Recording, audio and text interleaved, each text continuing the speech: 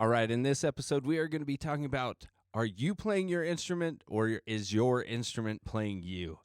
And what I mean by that is there are many different ways to play your instrument depending on your goals and objectives. And so we're going to dig into what that actually means and how that holds people back in a lot of different situations. So we'll cue the intro and then dig in further. This podcast is for singers who have music in their soul and want to be in the spotlight. We are INVICTA Vox Radio.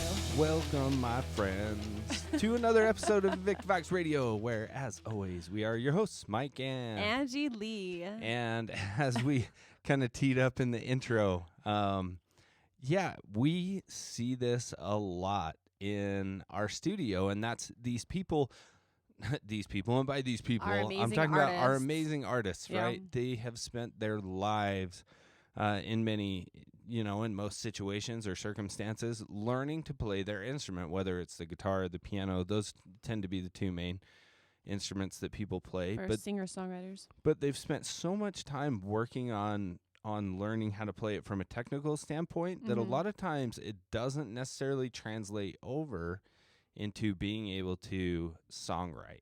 Yeah, compose and arrange music. Yeah, and I mean, we had this conversation with one of our artists just recently where his mom is this classically trained violinist, right? And we were having this conversation the other day, and he's like, yeah, she can play anything amazingly. She can go through sheet music, play at a super, super high level. She's been doing it like her whole life. But he said, if you ask her to write a melody line, she can't do it. Well, that's actually most musicians, which is super interesting, especially coming from the classical piano world, too.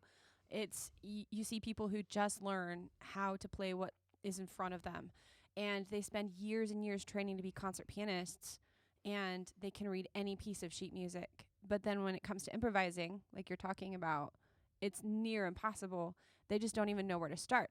And the thing that's cool about it, if you're one of these people who have just trained so hard on your instrument, but you don't really understand how to rearrange music, or because arranging music and composing music are very similar, and you don't understand how to improvise on your instrument well, the good thing is if you're already good at your instrument, you're already miles ahead of anybody who hasn't played it yet.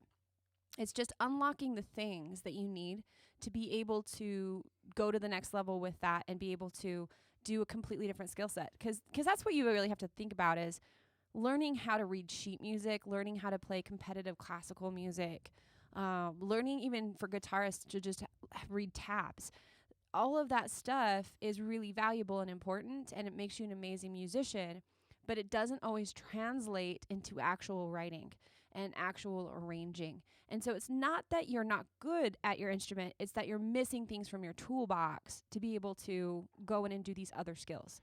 So yeah, just think of just like with your voice, you learn all these different skills and different ways of using it and like different sounds that you can make and all that stuff. Well, it's the same thing with your instrument.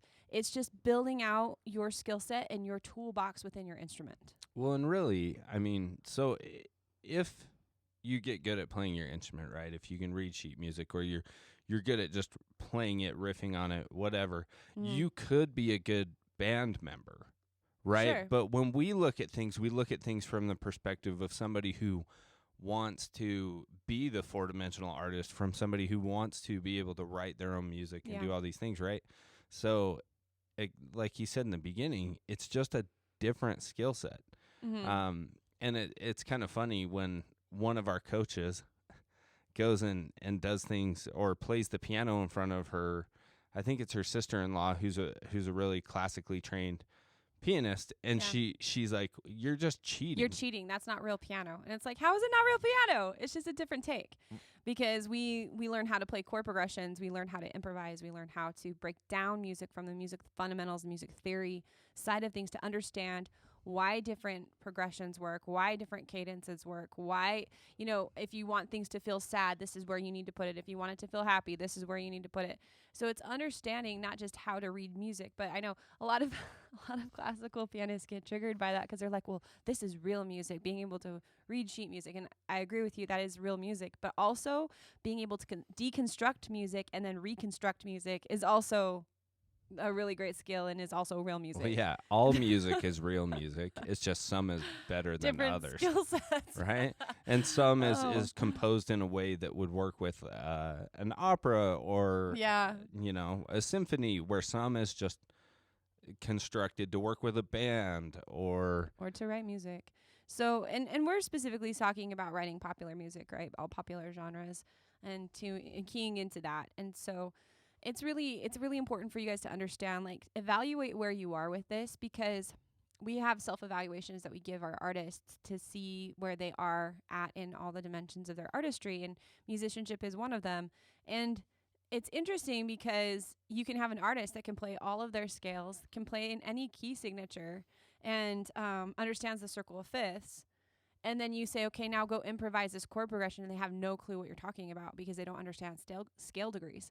So it's like, okay, we have to break this down and understand that you might be a genius in some of the music that you're doing, but then there's pieces missing.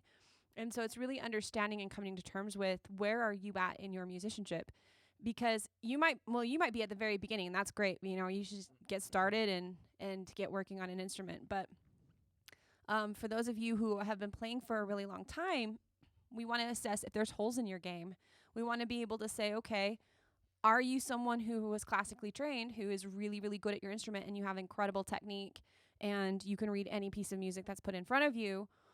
Or, but that maybe you're missing this other, side of things where we can arrange music and rearrange music and write music and improvise? Or are you someone who's coming from the other opposite end of the spectrum, where you can do all that, but you can't read sheet music? We gotta understand where you're actually at with all of this. Same with you guitarists. You guys like to play a lot of tabs, and I think tabs are great, but that is not going to make you a great songwriter. And so, you have to understand and be real with where you're at in your musicianship and say, okay, what are the pieces that are missing? What is going to make me a well-rounded artist so that I can be successful on my own as an independent artist and not have to rely on everyone else to write my music for me? Because you can be an amazing songwriter, but if you can't compose your music, we're in trouble. So there you go. Yeah. So there you go. That's it. Right there. Nailed it.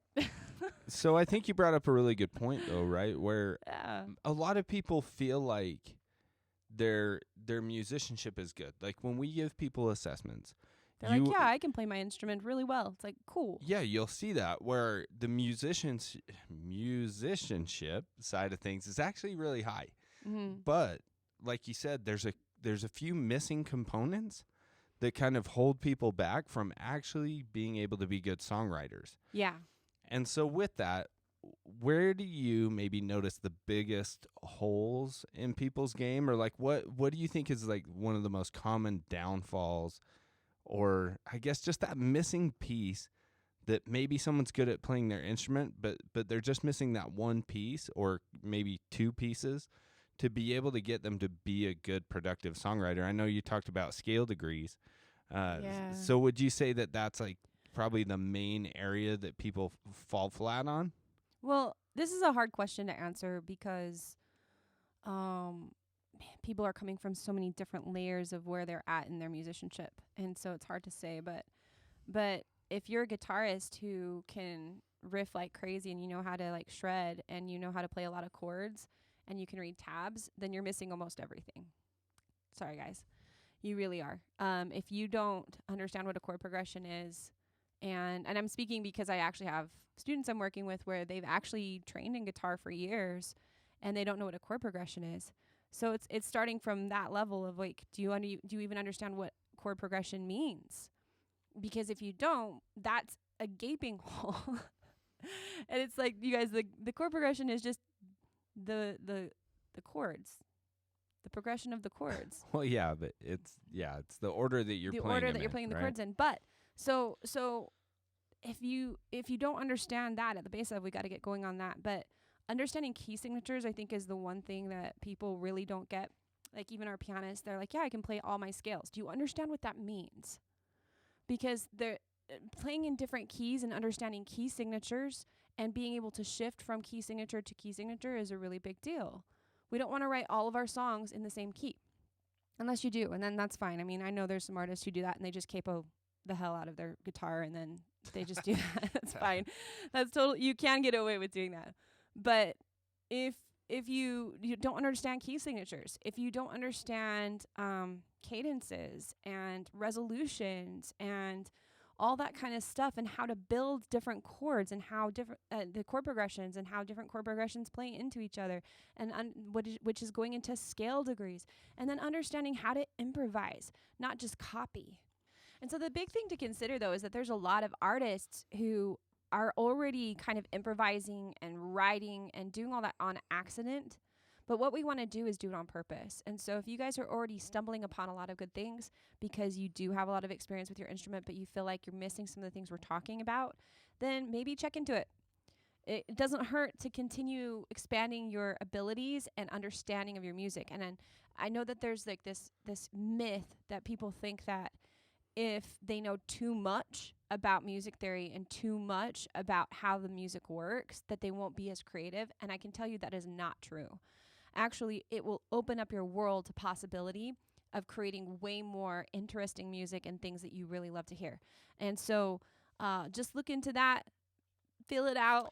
Well, yeah, that's like being a chef, right? The more that you understand actually about ingredients and how to cook and different procedures and methods that you can cook, the more interesting dishes you can make. Absolutely. Where if you just know how to follow recipes real well, that doesn't necessarily mean that you're going to make anything interesting on your own. Yeah, so if you haven't developed yourself as a musician yet, it's time to start, especially if you want to be an independent artist writing your own music. And if you're already an excellent musician, it's time to look for the holes. Are there places where you could grow? Let's be real with that. Are there places where you feel like you're missing things? And if you're not, great. That's fantastic. Keep moving on. But if there are places where we can make some things happen and become better and be just undeniable with how good you are, then that's where we want to go. Yeah. So I think you just nailed the question of the day already. Yep. That's it. All right, so guys. Ask yourself that question. Where can I get to work? Yeah. Yeah. Where do you feel like you need to fill in some missing pieces? And if you need help, hit us up. Yeah. We'll tell you where to go. And as always with this podcast, if you wouldn't mind rating and reviewing, it will always help us get the word out and help other artists just like you. And follow and select the notification bell if you're on YouTube. Yeah. All right, everybody. And until next time, peace. Peace.